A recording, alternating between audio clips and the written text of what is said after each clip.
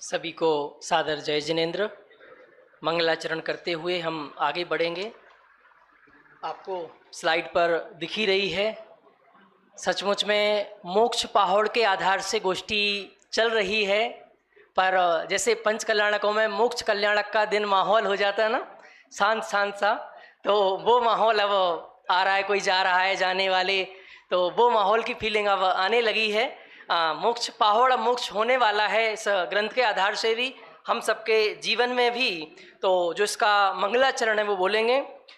पर द्रव्य को परित्याग पाया, ज्ञानमय निज आत्मा, सत बार उनको हो नमन, निष्कर्म जो परमात्मा। मूल गाथा में 2 बार शब्द नमो नमो का प्रयोग किया है।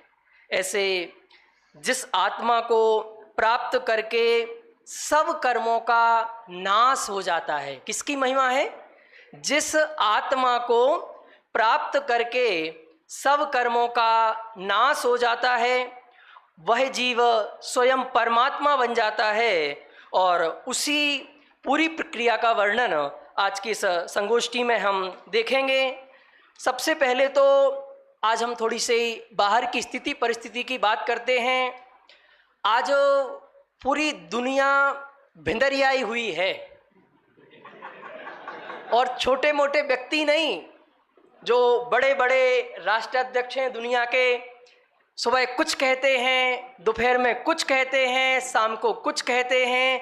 मतलब पता नहीं क्या कितना एक व्यक्ति शांत नहीं है। उसका एक ही रीजन है जीवन में, अध्यात्म की कमी।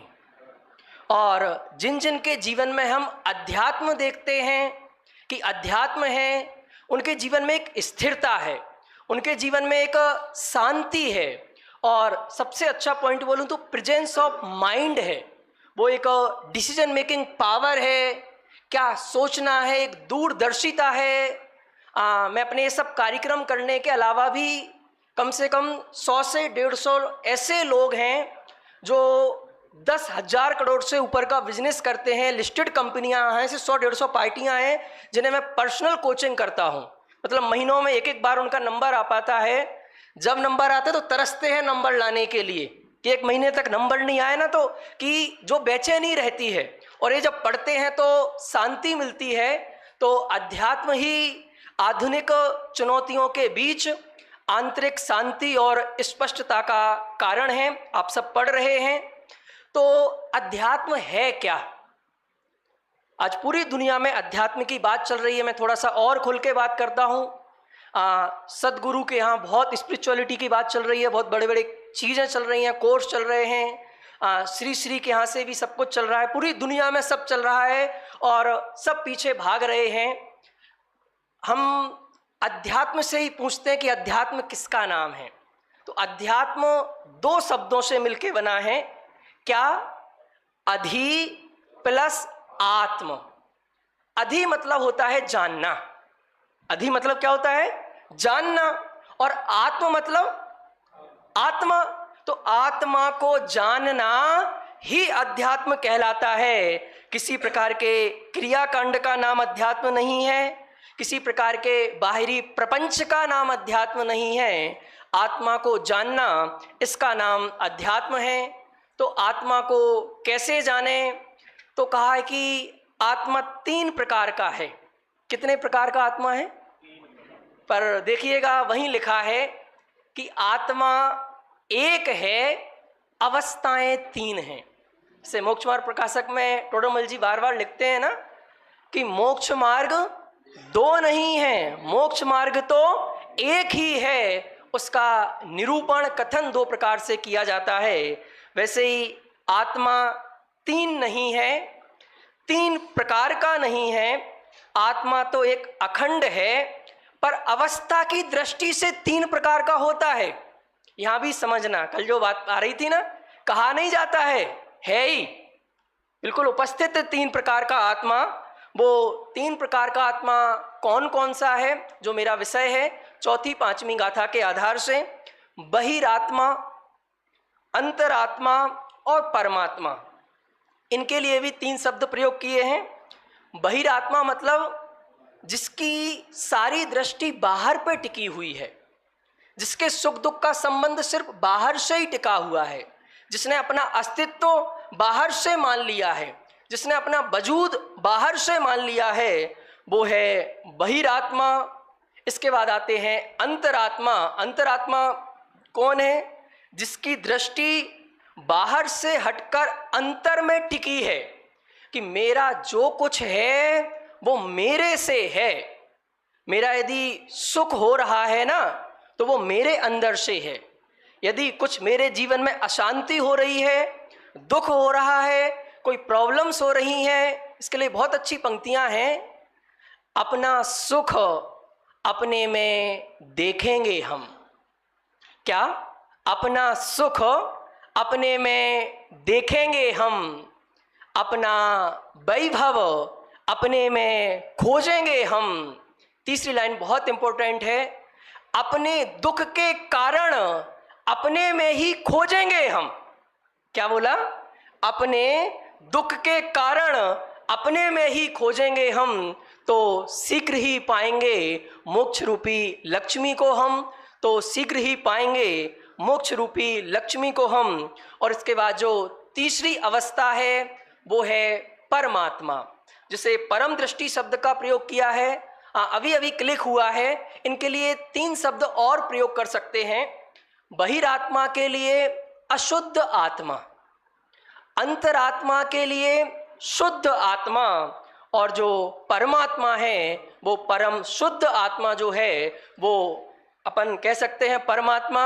एक और याद आ गया, जो दुखी है वो बहिरात्मा है, जो सुखी होने की प्रोसेस में है, मार्ग में है, वो अंतरात्मा है, और जो पूर्ण सुखी हो गए हैं वो परमात्मा है। एक याद और आ गया, जो रागी द्वेषी हैं, मिथ्यात्वी हैं, मिथ्यात्वी लीजिएगा, जो मिथ्यात्वी हैं वो बहिरात्मा है। जो मिथ्यात्व तो नहीं है पर भूमिका के अनुसार राग द्वेष हैं, वो कौन है? अंतरात्मा। और जो मिथ्यात्व और राग द्वेष से रहित पूर्ण वीतरागी हो गए हैं वो परमात्मा हैं। ऐसी 3 अवस्थाएं आत्मा की होती हैं। अब इनमें हमें क्या करना है वो 5वीं गाथा में लिखा है। उसका मार्ग आप देखिएगा, आपकी स्क्रीन पर आ गया है कि जो बहिरात्मापन है उसको तो क्या करना है? क्या लिखा है? हे, बहिरात्मापन जो है वो छोड़ने लायक है। जो अंतरात्मा है उसको क्या लिखा है? प्रकट करो, प्रकट करने योग्य है। और जो परमात्मा है उनका ध्यान करो। और मैं भी परमात्मा ही हूँ परमात्मा छू एम नक्की कर। मैं परमात्मा बनूंगा ऐसा नहीं, मैं अभी परमात्मा हूँ। स्वभाव से उस परमात्मा स्वरूप का ध्ययन करना, इस मार्ग से ही हम परमात्मा बनते हैं। ये आध्यात्मिक विकास मार्ग है। ये हे, उपादेय और ध्येय की बात हुई। अब वापस से 5वीं एक ही गाथा में पूरा स्वरूप भी बता दिया है। उसकी चर्चा अपन 3 बिंदुओं के आधार से थोड़ी सी डिटेल में करेंगे, अच्छे से करेंगे कि बहिरात्मा कौन है, अंतरात्मा कौन है और परमात्मा कौन है। सबसे पहले तो 3 आधार से चर्चा की है। उसका लक्षण क्या है, उसकी स्थिति क्या है और निष्कर्ष क्या है, हमें कहाँ पहुँचना है। तो कहा है कि बहिरात्मा, फिर वापस से मेरी आदत है शब्द में से अर्थ निकालने की। बहि आत्मा, थोड़ा और हिंदी से निकालना हो तो बहिर आत्मा, फिर रा का विसर्ग बन जाएगा, बाद में बना लेना। बहिर आत्मा अर्थात जो जीव बाहर में आत्मा खोजता है, बाहर में अर्थात शरीर में आत्मा खोजता है कि जो शरीर है ना यही आत्मा है। आचार्य देव ने लिखा कि जो इंद्रियां हैं, इंद्रियों से, इंद्रियां इसके ज्ञान में निमित्त होती हैं, तो ज्ञान में निमित्त हुई तो ये गलती क्या कर लेता है कि उसको ही आत्मा मान लेता है। हो जाती है भूल, अपने साथ कभी कभी हो जाती है। अपन कभी किसी बड़े व्यक्ति से मिलने जाएं तो उनका जो पीए होता है ना, वो पीए भी अच्छा बन ठन के रहता है, लेने आता है, तो अपन कभी देखा एखा नहीं हो तो अपन क्या करते हैं, जो पीए होता है कभी कभी उसको ही मान लेते हैं और उसके साथ ही और जो लिफाफा देना होता है ना उसे ही दे आते हैं। समझ में आया? क्योंकि हमने तो उसे देखा ही नहीं, यदि उसे लिफाफा दे के आ जाओगे तो नुकसान हो जाएगा। तो कहा कि जो इंद्रियां हैं वो जानने में निमित्त होती हैं, जानने में सहयोगी बनती हैं, और हम फिर गलती क्या कर लेते हैं, उन्हीं 5 इंद्रियों को, उसी मन को, उसी शरीर को और उस शरीर से संबंधित जो चीजें बाहर में हैं उन बाहर की चीजों को आत्मा मानना, इसका नाम है बहिरात्मा। लक्षण क्या है? ये देह को ही आत्मा मानता है। किसको मानता है आत्मा? जो शरीर आंखों से दिख रहा है ये थोड़ा चार्वाक जैसा हो जाता है। क्या कहता है? पंडित जी जो दिखता है मैं तो उसे मानता हूं, आत्मा दिखता ही नहीं। शरीर दिखता है तो शरीर को ही आत्मा मान लेता हूं। तो मैं कहता हूं तुम्हारे परदादा तुम्हें दिखते हैं? दिखते तो नहीं है। तो क्या नहीं हुए थे? नहीं मानते? नहीं दिखते हैं, इसके बाद भी उन्हें मानते हो कि नहीं मानते हो? वो आत्मा आंखों से नहीं दिखती है, वो श्रद्धा और ज्ञान से दिखती है। स्त्री कुटुंब की देह से मोह और ममत्व रखता है। कैसे पहचाने बहिरात्मा को? जो स्त्री में, कुटुंब में, परिवार में, पैसे में, मकान में, इन सब से मोह रखता है। मोह मतलब उनसे अपना अस्तित्व मानता है, उनसे अपना सुख दुख मानता है। देखो हटाना नहीं है, बहुत ध्यान से सुनना।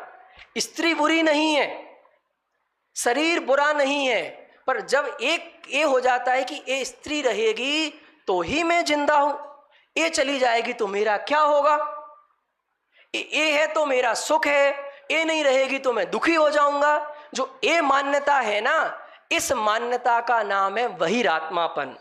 और तीसरा लक्षण क्या है? अंदर के आत्मा को भूलकर बाहर सब जगह आत्मा खोजता है। वो बोलते ना, एक लाइन आप सबको भी याद होगी, सारे जग में ढूंढ रहा है मृग अपनी कस्तूरी को, कितना मुश्किल है तय कर पाना खुद से खुद की दूरी को। बहिरात्मापन क्या कर रहा है बहिरात्मा? जहां आत्मा नहीं है वहां आत्मा खोज रहा है, और जहां आत्मा है वहां आत्मा खोजता नहीं है। इस कारण से बहिरात्मा की स्थिति क्या है?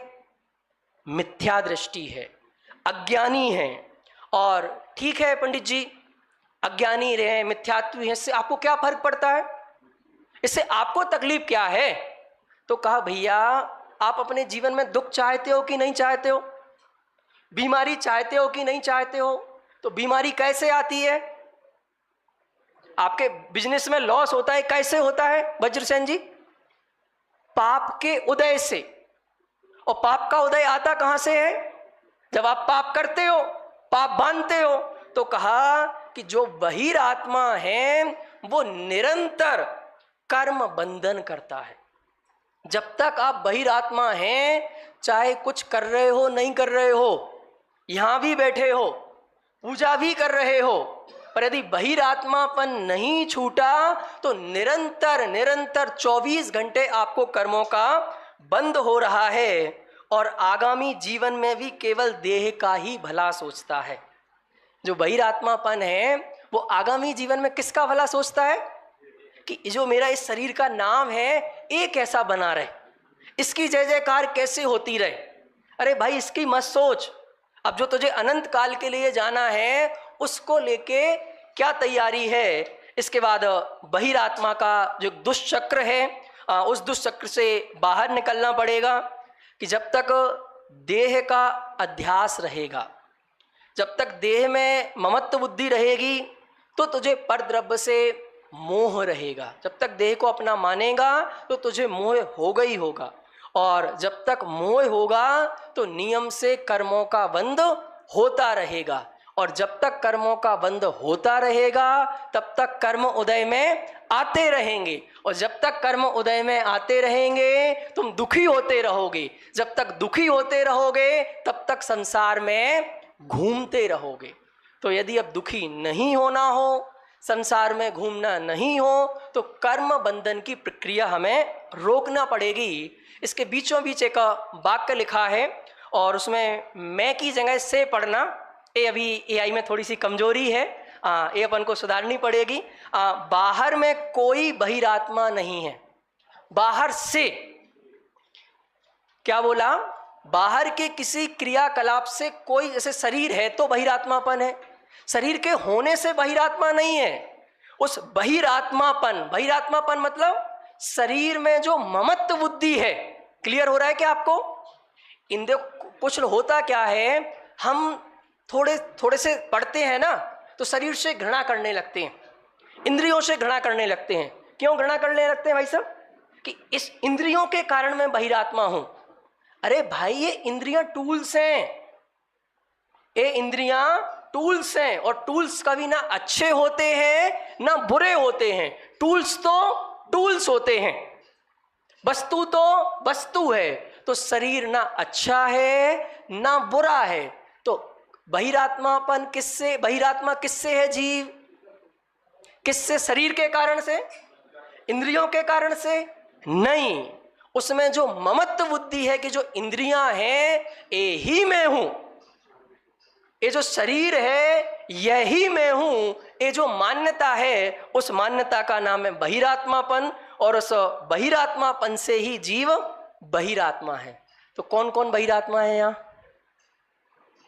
कौन? ऐसा कुछ डिवाइडेशन कर ले अपन कि अपन में से ऊपर वाले बहिरात्मा नहीं है, नीचे वाले बहिरात्मा है। कौन है बहिरात्मा? तो भाई जिसके अंदर वो बहिरात्मापन बैठा है वो सब बहिरात्मा है।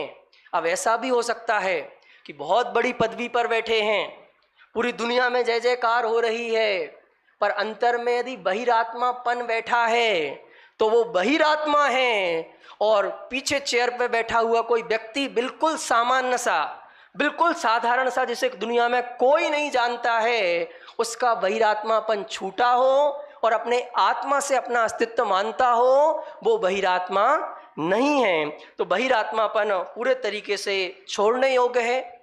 दूसरा जो भेद है इसका वो बहुत जरूरी है, और गाथा में लिखा है कि अंतरात्मा होने का प्रयास करना है।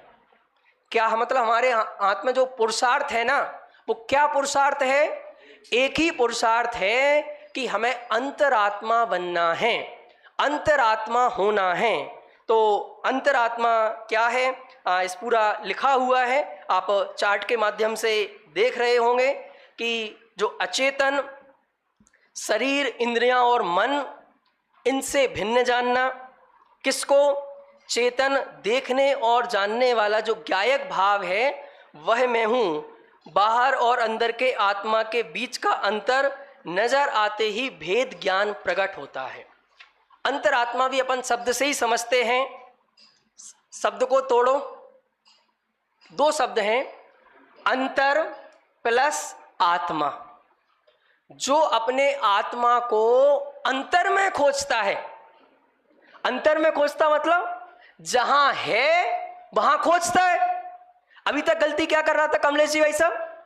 जहां है नहीं वहां खोजता था। और अब अंतरात्मा, जैसे मैं कहता हूं मुझे यहां से जयपुर जाना है और मैं दिल्ली वाली ट्रेन में बैठ गया हूं, अब उसमें अपनी सीट खोज रहा हूं। हमारे भाई, इसको देख के मैं ज्यादा बोल रहा हूं, पहली बार आया है। मेरी सीट कब मिलेगी? क्या नाम तुम्हारा? सम्यक। सचमुच तुम्हें सम्यक दर्शन होने वाला है, इसलिए तुम सही जगह आ गए हो। क्या क्वेश्चन किया मैंने? मेरी जयपुर की ट्रेन है, मुंबई सुपरफास्ट एक्सप्रेस, और दिल्ली की शताब्दी में बैठ गया हूं मैं। बहुत बढ़िया ट्रेन है, लग्जरियस ट्रेन है, सारी सुविधाएं हैं, मेरे पास पैसे भी हैं। मैं फर्स्ट एसी के डिब्बे में जाके अपनी सीट खोज रहा हूं, मुझे कब मिल जाएगी? क्यों नहीं मिलेगी? क्योंकि उसमें सीट मेरी है ही नहीं। तो अभी तक मैं बाहर में, जहां मेरा आत्मा है ही नहीं, उसमें आत्मा खोज रहा था तो बहिरात्मा था, और अब अंतर में अंतरात्मा, मतलब जो आत्मा को अंतर में खोजता है, अंतर में देखता है, अंतर में जानता है, उसका नाम है अंतरात्मा। कैसे पहचाने कौन है हम तुम में से वो अंतरात्मा? तो अंतरात्मा के लक्षण वहीं मूल ग्रंथ से ही लिखे हैं। पहला लक्षण है देह से उदासीन। पर ये उदासीन सुनते ही आपको वो उदासीन आश्रम और वो गंदे से कपड़े, नहाना नहीं, धोना नहीं, कुछ ऐसी इमेज बन रही होगी। पर उदासीन का अर्थ वो नहीं है। उदासीन का अर्थ है उदास, मतलब किसी के दास नहीं होना, किसी की गुलामी नहीं करना। अभी तू अनादि काल से इन इंद्रियों की गुलामी कर रहा है, शरीर की गुलामी कर रहा है, कर्मों की गुलामी कर रहा है। तो 5 इंद्रियों की, शरीर की, कर्मों की, इनकी जो तेरे माथे पर गुलामी है, और एक कदम आगे बोलता हूं, जो भगवान की भी गुलामी है कि भगवान मेरा सब कुछ कर देंगे, भगवान मेरा सब कुछ कर देंगे, ये भी गुलामी है। भगवान हमें सही मार्ग बताएंगे, वो करने धरने वाले नहीं हैं। तो पहला लक्षण है कि देह से उदासीनता आना चाहिए, थोड़ा सा एक निरपेक्षपना आना चाहिए। दुनिया को तो सुनाते हैं कि सब कर्मों से होता है, कर्मों से होता है, नाम कर्म की 93 प्रकृतियां हैं, शरीर का जैसा परिणमन होना होगा होएगा। तो वो सिर्फ दूसरों के लिए कि हमारे लिए भी है? वो सिर्फ दूसरों पर लागू होता है कि हम पे भी लागू होता है? सब पर लागू होता है। तो सचमुच इस देह का हमें विकल्प छोड़ देना चाहिए, इसका बहुत ज़्यादा विकल्प नहीं करना चाहिए। और छोटी सी बात पूछता हूँ कि जब हम खाना खा लेते हैं, उसके बाद उस भोजन से प्रोटीन बनेगा, विटामिन बनेंगे, इसके लिए क्या करते हैं फिर हम? कुछ हाथ डाल के, मुंह में से हाथ डाले कुछ करते होंगे। अरे वो सब ऑटोमेटिक प्रोसेस है, आप कुछ करने जाओगे तो सब सिस्टम बिगड़ जाएगा। तो इस अंतरात्मा का पहला लक्षण है देह से उदासीनता, निरपेक्षता। दूसरा लक्षण, ये इसलिए लक्षण जैसे बनाए कि हम अपने आप में देख सकें कि हम अंतरात्मा है कि नहीं है। यदि अभी देह से उदासीनता नहीं आई तो समझना अभी अंतरात्मा की शुरुआत मेरे जीवन में नहीं हुई। दूसरा लक्षण है राग द्वेष रूप इष्ट अनिष्ट की मान्यता से रहित। देखो अभी हमारे तुम्हारे अंदर क्या हो गया है कि हर चीज जज करने की आदत हो गई है, जहां मेरा कंट्रोल भी नहीं है। जैसे किसी शादी में गए, अब आपसे ना कोई पूछ रहा है, ना कुछ बदलने वाला है, इस पर नहीं प्रोग्राम में आए, अब प्रोग्राम में कुछ अपन की चलनी नहीं है, बराग जी ने सब कुछ पहले से सेटिंग करके रखी है, सब व्यवस्थाएं बना के रखी हैं। अब दिमाग लगा रहे कि मंच ऐसा नहीं होना चाहिए था, ऐसा होना चाहिए था, ऐसा होना चाहिए। अरे क्यों राग द्वेष कर रहे, क्यों इष्ट अनिष्ट कर रहे, क्यों नहीं साक्षी भाव से हम उसका आनंद लें एक एक पल पल का। तो इष्ट अनिष्ट की मान्यता से रहित। और इष्ट अनिष्ट की मान्यता से रहित कैसे होते हैं? जब हम वस्तु को वस्तु देखना शुरू कर देते हैं तो इष्ट अनिष्ट की मान्यता से रहित हो जाते हैं। क्या बोला? ये दोपहर की सभा है, थोड़ा सा जगाना पड़ रहा है बार बार। अभी गए हैं 1-1:30 बजे तो ही क्या बोला? इष्ट अनिष्ट की मान्यता कब खत्म हो जाती है? जिस दिन से वस्तु को वस्तु देखना शुरू कर देते हैं। अभी हम या तो उसे अच्छा देखते हैं या बुरा देखते हैं। अरे अच्छा बुरा मेरा फंक्शन ही नहीं है, मेरा फंक्शन है सिर्फ जानना, उसे देखना। ये अच्छे बुरे का तो राग द्वेष का फंक्शन है, भाव कर्म का फंक्शन है। और जब वो भाव कर्म का फंक्शन आता है तो फिर उससे द्रव्य कर्म बनते हैं, और द्रव्य कर्म बनते हैं तो फिर 9 कर्म उदय में आते हैं जो आपको दुखी करते हैं, परेशान करते हैं। इसके लिए दूसरा लक्षण है राग द्वेष रूप इष्ट अनिष्ट की मान्यता से रहित। और तीसरा लक्षण क्या है अंतरात्मा का? निरंतर स्वभाव की भावना। एक ही भावना है, वो ना किसी के अभाव में जीता है, ना किसी के प्रभाव में जीता है, हरदम अपने स्वभाव में जीता है। तो हमें को किस में जीना है? यदि अंतरात्मा बनना है तो अपने स्वभाव में जीना होगा। और जैसे ही ये 3 लक्षण जीवन में आते ही क्या स्थिति बनती है? वो जीव क्या हो जाता है? सम्यक दृष्टि हो जाता है और ज्ञान की प्रतिपल तरंग में अपना गायक भगवान आत्मा नजर आने लगता है। ये बात मुझे थोड़ी सी करनी है आपसे, जो पूजन में अपन बार बार बोलते हैं, ज्ञान की प्रतिपल उठे तरंग, झांकता उसमें आत्म राम, अरे आवाल सभी गोपाल, सुलभ सबको चिन्मय अविराम। क्या बात है? सुबह से शाम तक एक ही बात, आत्मा को जानो, आत्मा को जानो, आत्मा को जानो। अरे कहाँ जानो? आत्मा तो अनादिकाल से जानने में ही आ रहा है। आत्मा के अलावा मैंने आज तक किसी को जाना ही नहीं है। अनुभव जी, ज्ञान ने ज्ञान को ही जाना है, ज्ञान ने बाहर आज तक किसी को जाना ही नहीं है। तो ज्ञान को ही जानता है, पर उस ज्ञान में जो गेयाकार प्रतिबिंब बनते हैं, ये जीव समझता है जो प्रतिबिंब बने वह मैं हूं और उनको पकड़ने के लिए बाहर में दौड़ता है। पर सचमुच जो प्रतिबिंब ज्ञान में बन रहे हैं वो तो उन पर वस्तु का रिफ्लेक्शन है और मेरे ज्ञान की स्वच्छता है, मेरे ज्ञान की महिमा है, तो मैं तो उनको झलकाने वाला हूं। तो जैसे ही हमें उन ज्ञान की प्रतिपल तरंग में गायक भाव, गायक भगवान आत्मा नजर आने लगता है तो हम अंतरात्मा हो जाते हैं। निष्कर्ष क्या है कि जो भी अंतरात्मा होता है वो स्वद्रव्य में रत रहकर निरंतर कर्मों का नाश करता है। इसके बाद तीसरी जो अवस्था है वो है परमात्मा की अवस्था। और परमात्मा कैसे हैं कि परमात्मा वह हैं जो तीनों कलंक मलों से पूर्णता विमुक्त हैं। कौन कौन से देख रहे हैं आप? भाव कर्म अर्थात राग द्वेष मोह, द्रव्य कर्म ज्ञाना वर्णादि और 9 कर्म शरीर आदि, इन तीनों अवस्थाओं से रहित है। और परमात्मा देखो, परम अर्थात होता है पवित्रता। तो जिन्होंने पूर्ण पवित्रता प्रकट कर ली है, जो ऐसा आत्मा, इसके लिए लिखा है स्वरूप में उसका प्रिंसिपल भी बना दिया, परमात्मा बराबर आत्मा माइनस द्रव्य कर्म भाव कर्म 9 कर्म, जो इन तीनों से रहित हो गया है। और स्वरूप क्या है? पूर्ण पवित्र दशा का नाम क्या है? परमात्मा, जो अशरीरी है, अनिंद्रिय है और स्थिति क्या हो गई अब? केवल ज्ञानमयी है। ज्ञान में गे झलकते हैं पर उन रूप नहीं होते हैं और शाश्वत हैं, सिद्ध हैं, निर्वाण पद को प्राप्त कर लिया है। अब अंतिम स्लाइड इस पीपीटी की आपके सामने पर आ गई है कि अब आप तीनों अवस्थाओं का तुलनात्मक तरीके से अध्ययन कर लें। मैं पढ़ते जाता हूं जल्दी से। बहिरात्मा, अंतरात्मा, परमात्मा, इन तीनों की मान्यता क्या है? बहिरात्मा क्या सोचता है कि शरीर ही मैं हूं। अंतरात्मा क्या सोचता है, क्या मानता है कि जो जानने वाला है वह मैं हूं। और परमात्मा कौन? अनंत गुणों का पूर्ण स्वरूप। दृष्टि कैसी हो गई है? जो बहिरात्मा है उसकी मिथ्या दृष्टि, अंतरात्मा की सम्यक दृष्टि और परमात्मा की केवल ज्ञान की दृष्टि। कर्म स्थिति, जो बहिरात्मा है वो निरंतर नए कर्मों का बंधन करता है, अंतरात्मा पुराने कर्मों की निरंतर निर्जरा कर रहा है और परमात्मा सभी कर्म कलंक से रहित हो गए हैं। अब हमारा कर्तव्य क्या है?